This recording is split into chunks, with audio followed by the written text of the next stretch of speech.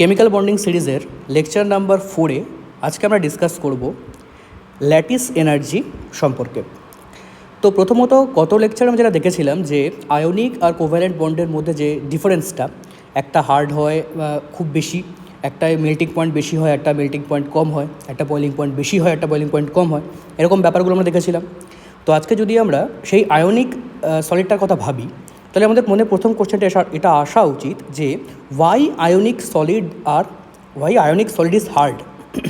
কেন আয়নিক সলিডগুলো এতটা শক্ত হয়? এবার আমরা জানি যে আয়নিক কেলাস হয়। আমাদের যদি আরেকবার আয়নিকের ব্যাপারটা একটু বোঝার চেষ্টা করি যে একটা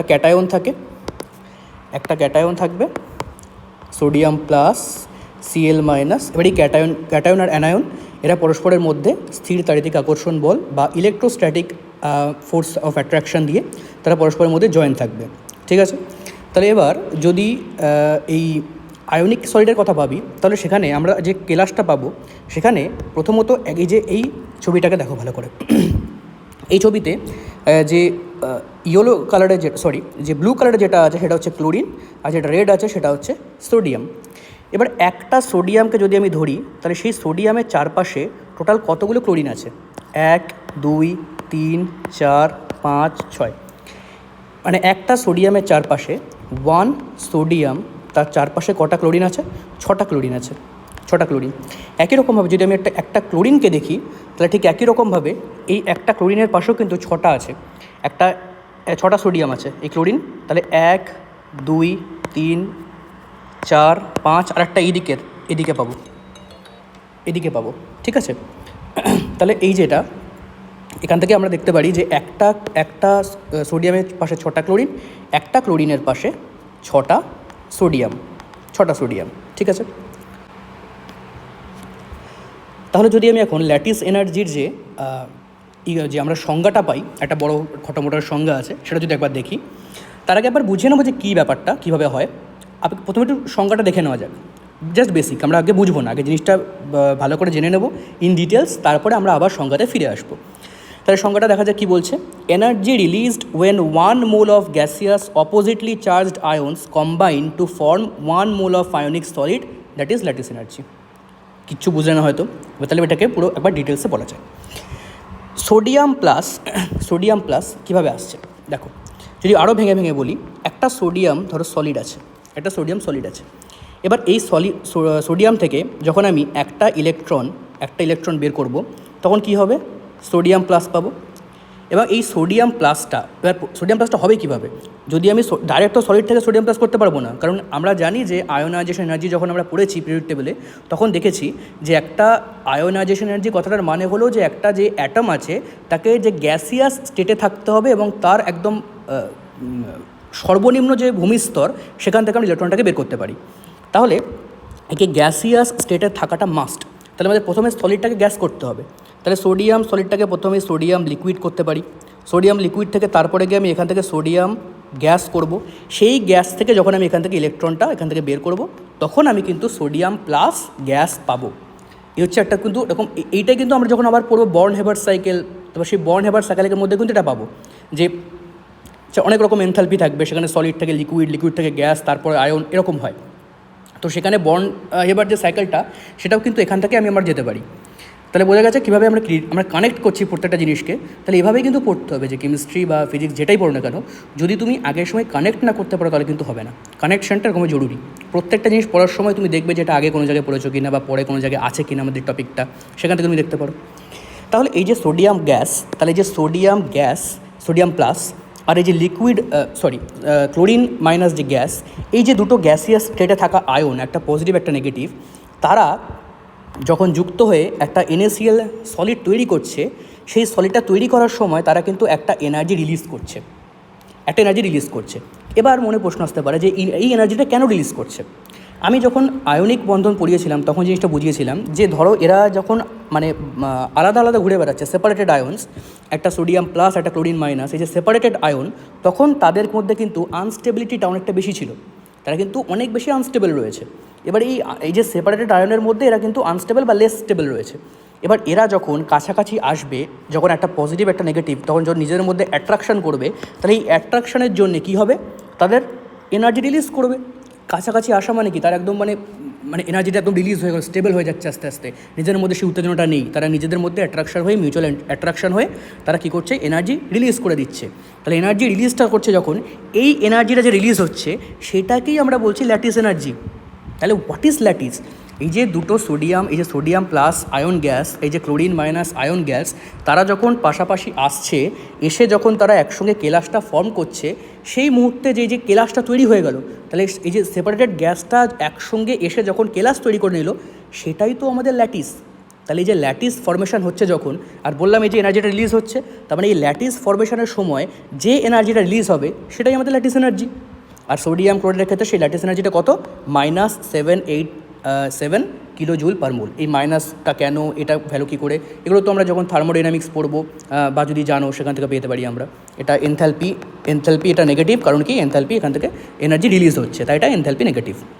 তাহলে এবার যদি আমি আবার যে ডেফিনেশন সেখানে আসি, সেখানে বলছে এনার্জি রিলিজড, এই যে বললাম energy released when 1 mole of gaseous oppositely charged ions, এই যে gaseous oppositely charged ion combine, এই যে কম্বাইন করলো to form 1 mole of ionic solid, এই যে আয়নিক সলিড NaCl, সেটাকেই আমরা বলছি ল্যাটিস এনার্জি। বোঝা গেল?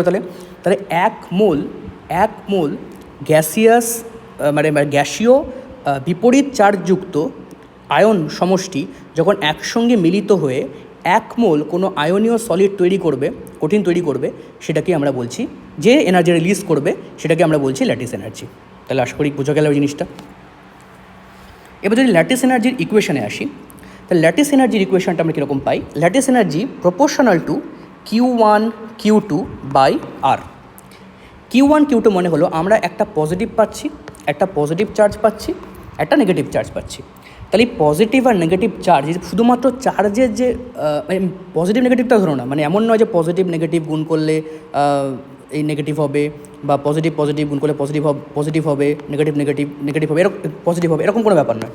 এটা জাস্ট ব্যাপার হলো এখানে দুটো আলাদা চার্জ আছে এবং তাদের যে মানটা, ভ্যালুটা, সেটা আমরা এখানে গুণ করছি।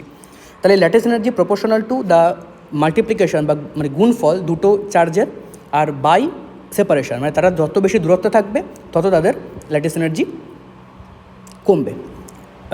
কমবে, দেখা যাক তাহলে এটা কীরকম। আমি বলছি যে যদি তাদের রেডিয়াসটা কম হয়, যেহেতু ইনভার্সলি প্রপোর্শনাল, তাহলে যদি রেডিয়াসটা কমে যায় তাহলে ল্যাটিস এনার্জি বাড়বে। এটা কেন হচ্ছে, ধরো যদি একটা পজিটিভ ভাবি, একটা নেগেটিভ ভাবি, এরা এইটুকু জায়গাতে রয়েছে কাছাকাছি, যদি এটা ভাবি, যদি এত দূরে ভাবি, তাহলে এদের মধ্যে এইটুকুতে যে অ্যাট্রাকশানটা বেশি হবে আর এটার মধ্যে অ্যাট্রাকশানটা কী হবে, অনেকটা কম হবে। তাহলে এখানে অ্যাট্রাকশানটা অনেক বেশি, এখানে অ্যাট্রাকশানটা অনেক কম। তাহলে অ্যাট্রাকশানটা বেশি হচ্ছে কখন, যদি তাদের রেডিয়াসটা অনেক কম হয়। তাহলে রেডিয়াস মানে হচ্ছে দুটোর মধ্যে দূরত্ব।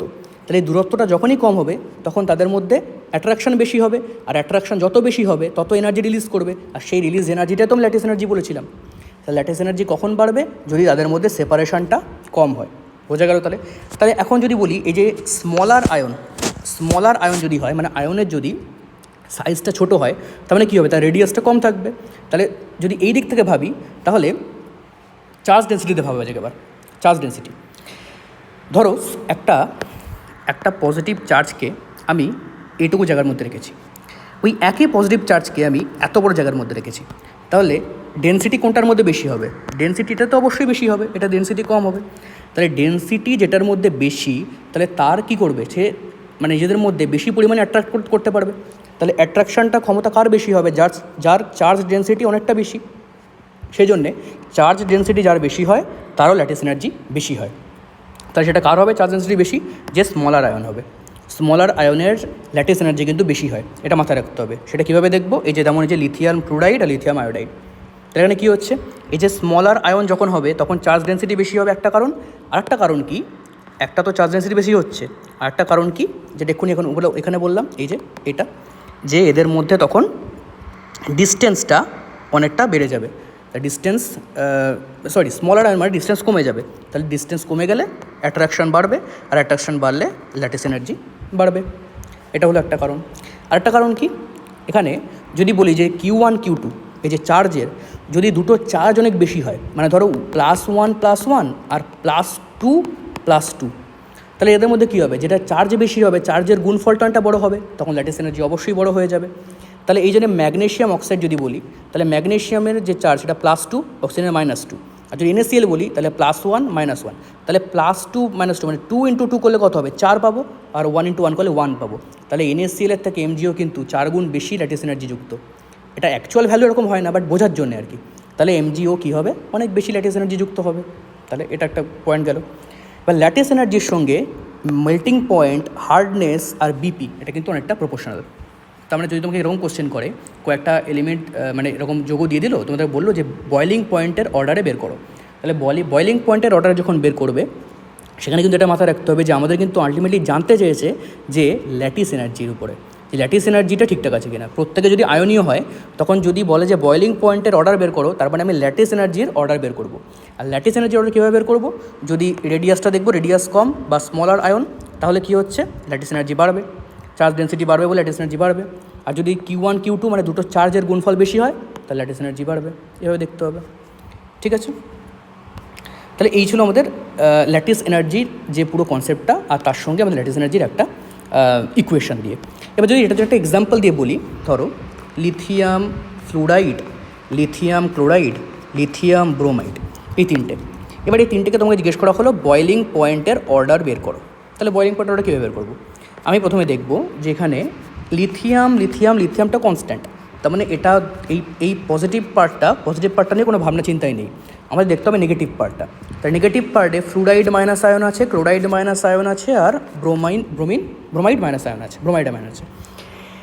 তাহলে ফ্লুরিন মাইনাস এটা, তাহলে এর যে রেডিয়াসের যে অর্ডারটা কী হবে, এটা সবচেয়ে কম, তারপরে এটা রেডিয়াসের অর্ডার। তাহলে রেডিয়াস যত কমবে, আমি একটু কী বললাম, এই যে রেডিয়াস যত কমবে ল্যাটিস এনার্জি বাড়বে।